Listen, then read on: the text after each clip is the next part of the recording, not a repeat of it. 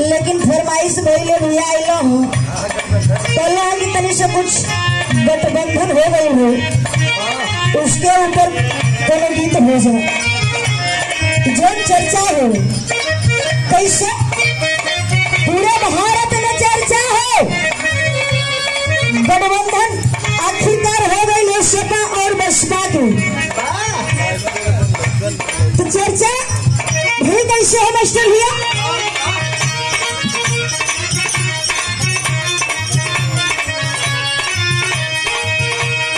सपा और बसपा के मेल भइलो,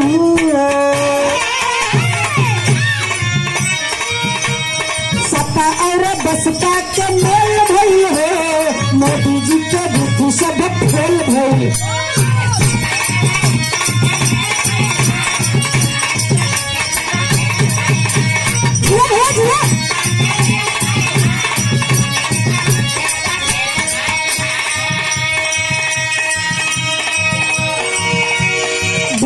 भतीजा के मेल भइलो।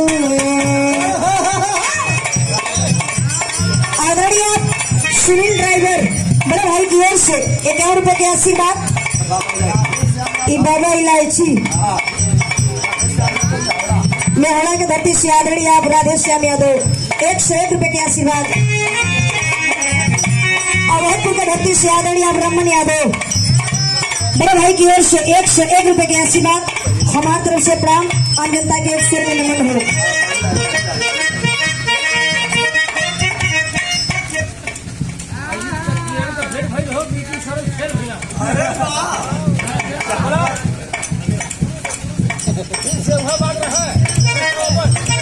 देखिए आदरणीय अब लहरी बाबा की ओर से 22 रुपए के आशीर्वाद।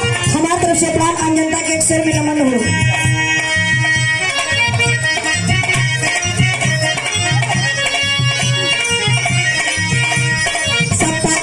बसपा का मेल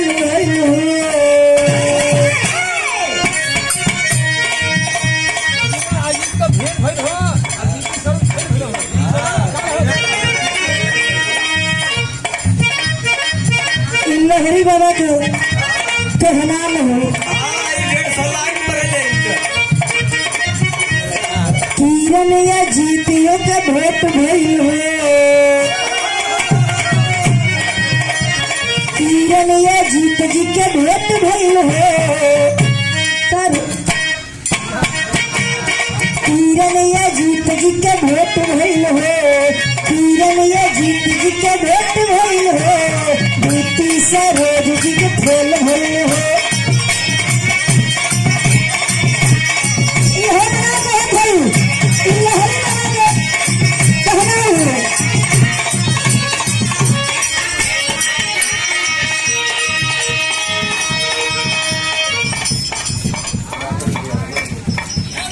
अवधपुर के धरती से भूवरपुर के धरती से आदरणीय रामजन यादव पिताजी की ओर से 101 रुपए के आशीर्वाद। हमारी तरफ से प्रणाम। आम जनता के स्वर में नमन है।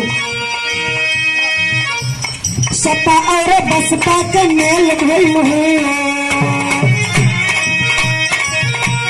सपा और बसपा के मेल भइल हो। मोदी जी के बुद्धि से फेल भइल हो।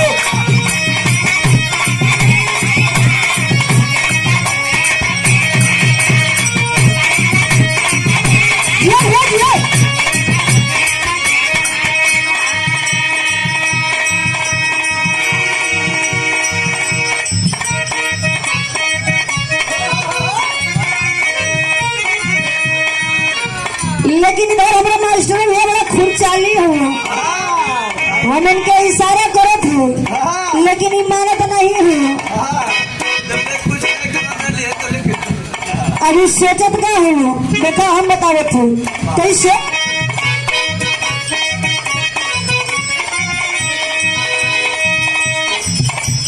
काला धन आयल नौजवान खोजे नौकरी।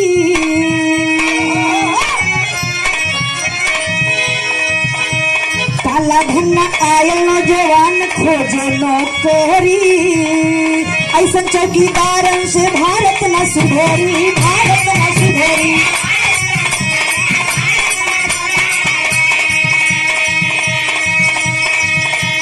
सही बोले वालन के जेल भइल हो, सही बोले वालन के जेल भइल हो, मोदी जी के बुद्धि सब फेल भइल हो।